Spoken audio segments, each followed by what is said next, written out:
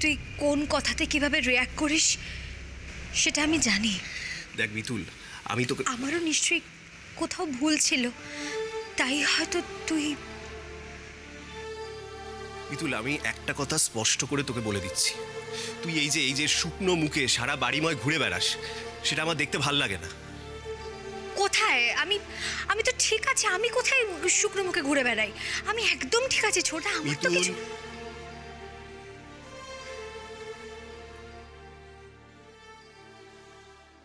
Sorry.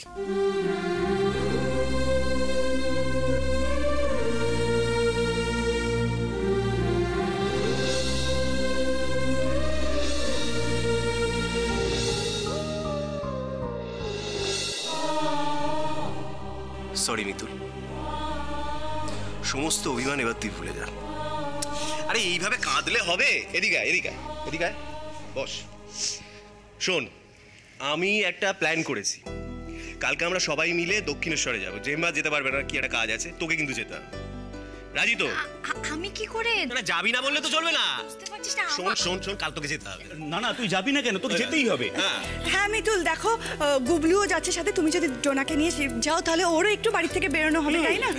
না আসলে রাঙা বৌদি, শোন না, দেখ না, এক কাজে দুই কাজ হয়ে যাবে। আমাদের তো পুজো দেওয়ার জন্য যেতেই হবে, বাচ্চাগুলোকে নিয়ে যাব, একটু বাইরে বেরিয়ে আসবে।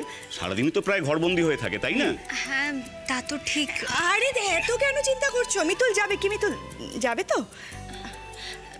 আচ্ছা ঠিক আছে। এই তো।